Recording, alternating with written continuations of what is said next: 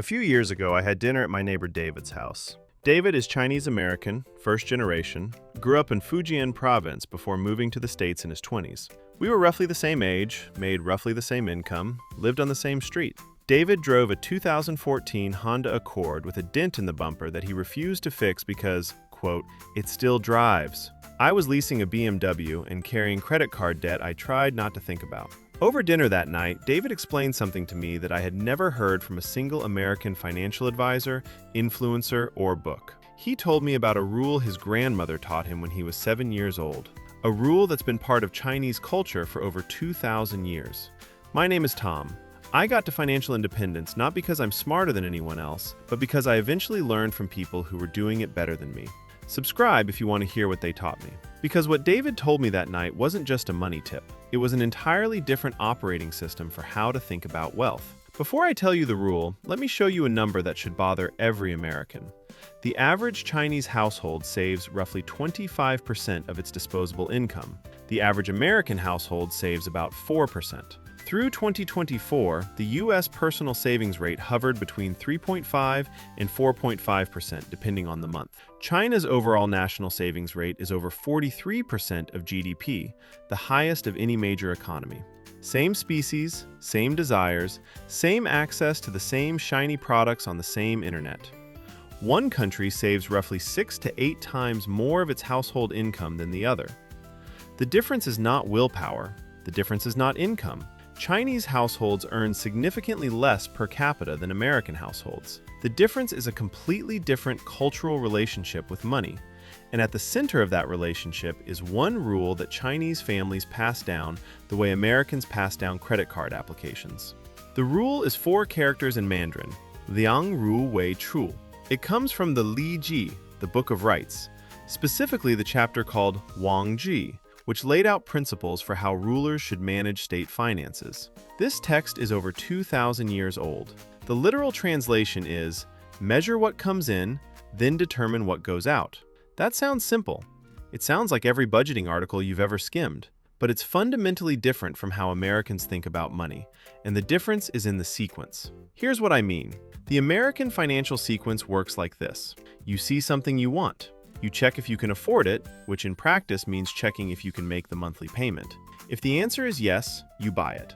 Then you figure out how to fit the payment into your life. Want follows desire, follows financing, follows adjustment. The Chinese sequence is the opposite. You measure your income first. You subtract your savings target. What's left is what you're allowed to spend, period. No exceptions. You don't start with desire. You start with reality. The spending is not the goal that gets funded. The spending is the remainder after the goal has already been funded.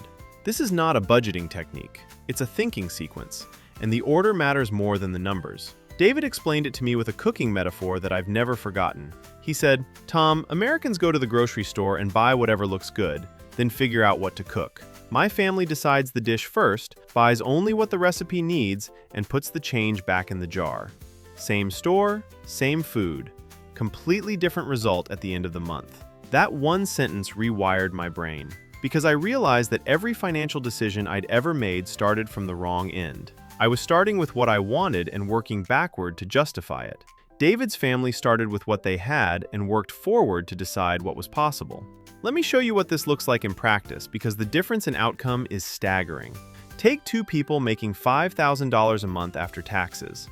Person A follows the American default. She pays her bills, buys what she needs, lives her life, and saves whatever is left at the end of the month. Some months that's $200. Some months it's $0. On average, she saves about $150 a month, which is roughly 3% of her income. That tracks almost exactly with the national average. Person B follows Liang Ru Wei Chu. On payday, before anything else, 20% of her income, $1,000, moves automatically into savings and investments. She now has $4,000 to cover everything else. Rent, food, transportation, entertainment, all of it comes out of that $4,000. If something doesn't fit, it doesn't happen. After 10 years at 10% average market returns, Person A's $150 a month has grown to about $31,000. Person B's $1,000 a month has grown to roughly $205,000. Same income, Same city, same decade. A $174,000 gap created entirely by the sequence in which they made their decisions. Person A decided how to live first and save the leftovers. Person B decided how much to save first and lived on the leftovers. That's it. That's the whole difference. And it compounds every single year. But the Chinese wealth framework doesn't stop at one rule.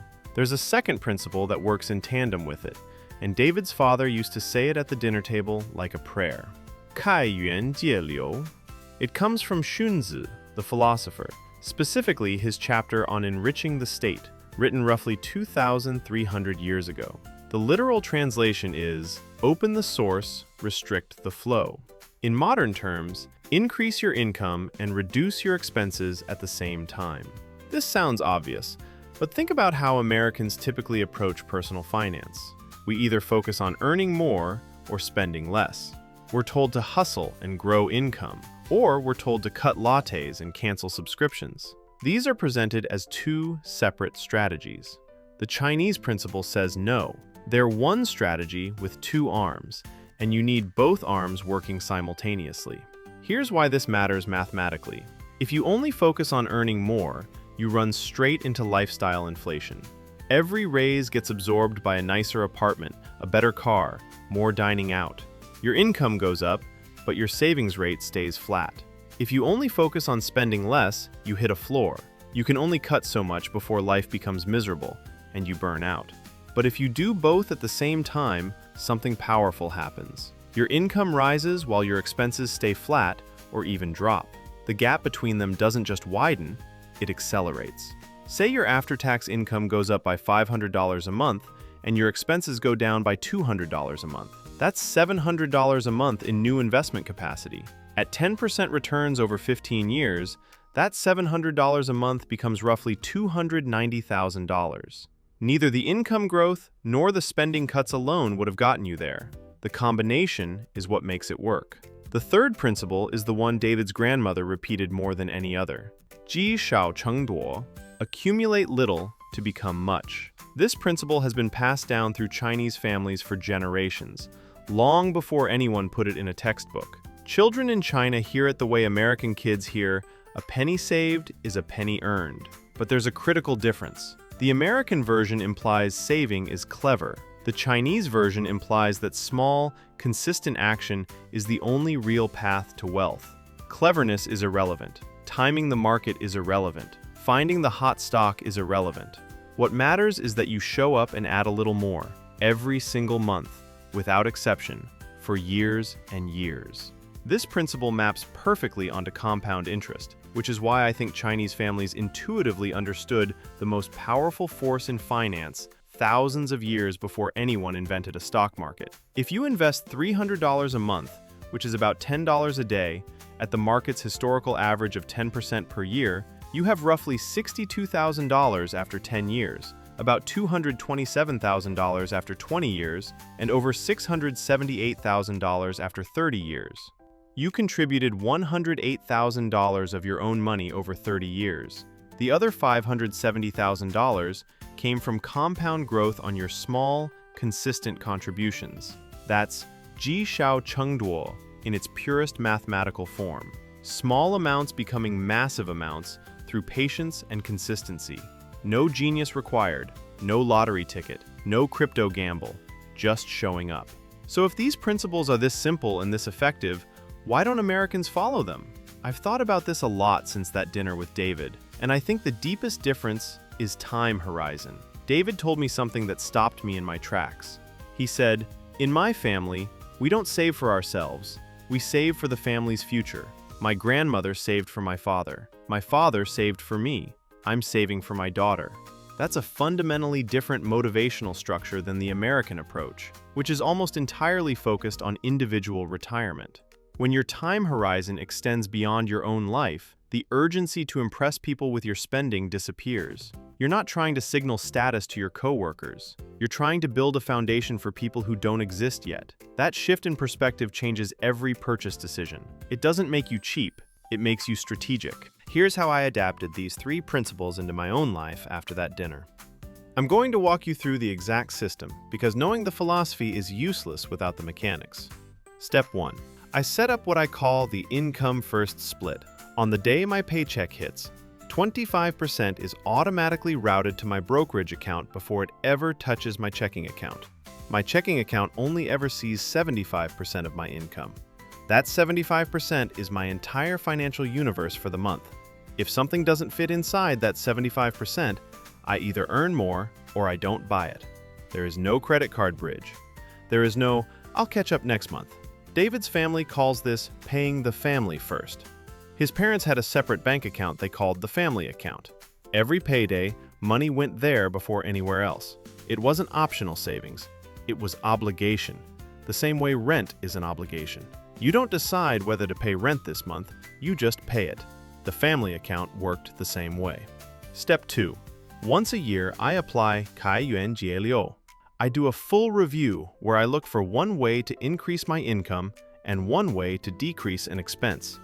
Not 5 ways, not 10, 1 and 1. David's father did this every Lunar New Year. He'd sit at the kitchen table with a notebook and review the past year's income and expenses, then set exactly 2 goals for the coming year. One way to earn more, one way to spend less. The year I started doing this myself, I renegotiated my internet bill, saving $35 a month, and I picked up a side project that paid $600 a month. That single annual review created $635 a month in new gap, which I routed entirely to investments. Small moves. Both sides of the equation. Every year the gap gets wider, and I never had to make a dramatic lifestyle sacrifice. Step 3. I automated Sha Cheng Duo. David's grandmother gave him a red envelope every Lunar New Year with money inside.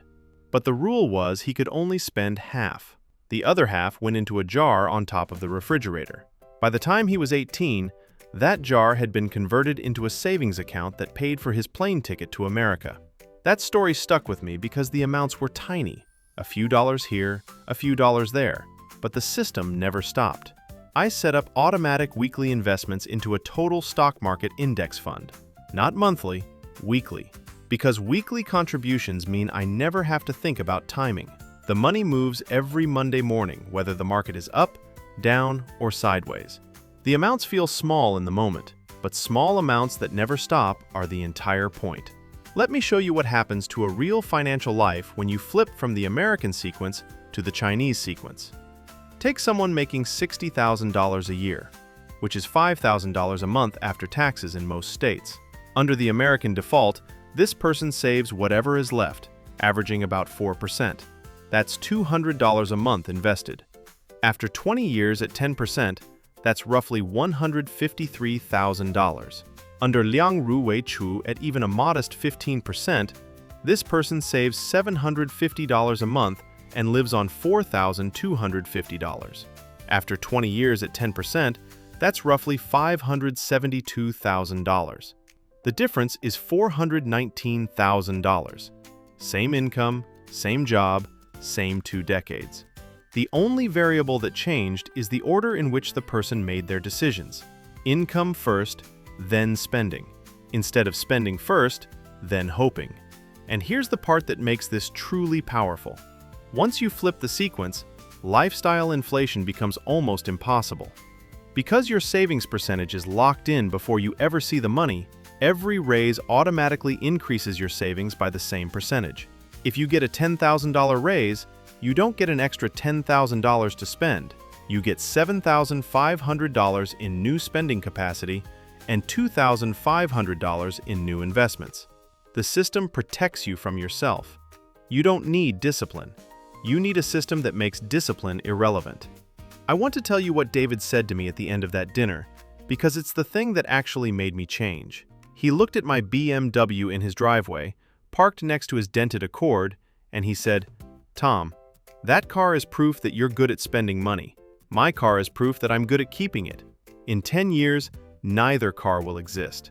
But the $40,000 difference in what we paid for them will still be compounding somewhere. The question is whether it's compounding in your brokerage account or in the dealer's." I sold the BMW the next month. I bought a 3-year-old Camry.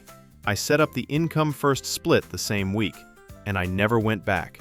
Not because David shamed me, he didn't. He just showed me a different operating system, one that's been working for over 2,000 years, and I was tired enough of my own results to try it. The 3 rules are simple. Liang Ru Wei Chu. Measure what comes in, then decide what goes out.